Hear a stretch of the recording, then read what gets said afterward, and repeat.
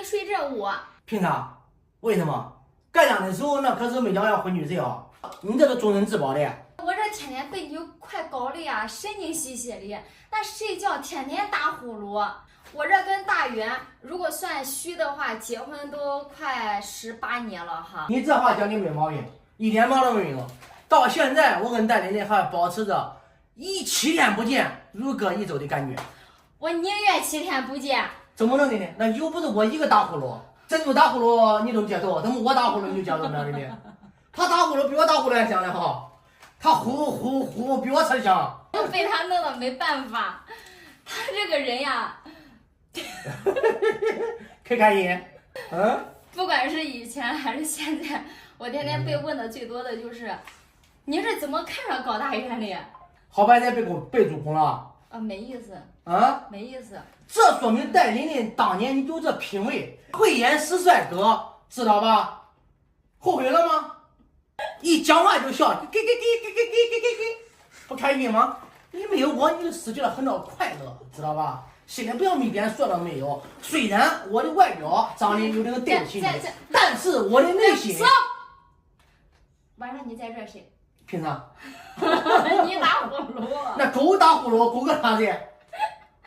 狗是在地下睡的。那我睡的呀，是吧？我讲的没毛病吧？你妈是不是嫌弃我？狗打呼噜，它不是；我打呼噜，它那么大排斥。我没有，我没有拿你跟珍珠比，对不对，小宝？我讲的有没有道理？有点吓人。看小宝都讲有点吓人。我讲你心里不要没有红太阳。你不要拉帮结派。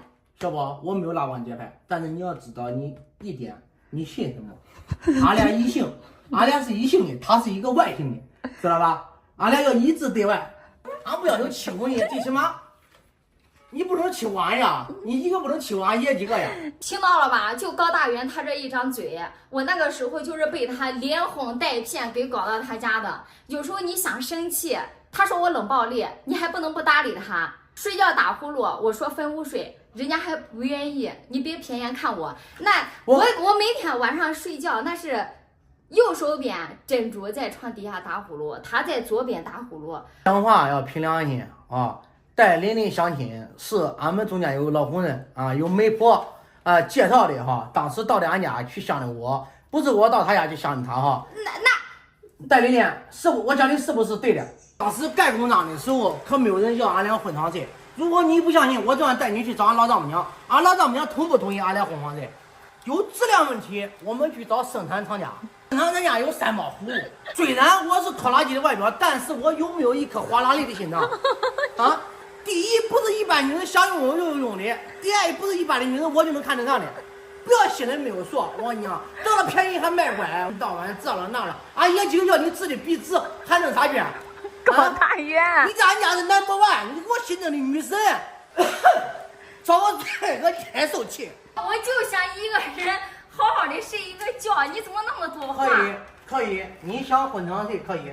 这大保险我都来家了，他的衣裳你洗，我洗，以后烧啥洗弄全部你弄，对不对？你想混床睡？不是高大元，你没意思了。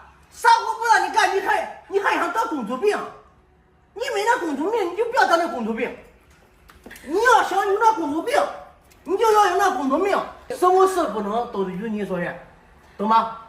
找一个好帅哥，不能找一个好心肠。虽然咱没有好脸庞，但是咱也有好心肠。鱼和熊掌不能兼得。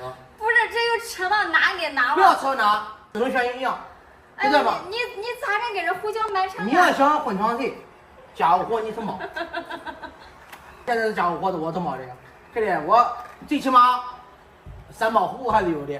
你要讲这话，我明天去找生产厂家，我找老丈母娘来评评理。到时候我想丢人丢的是你，我不怕，我怕谁个？我谁都不怕。还想跟我混床睡？年龄不大，心眼不少。现在好大年龄混床睡，没有7老8十混什么床？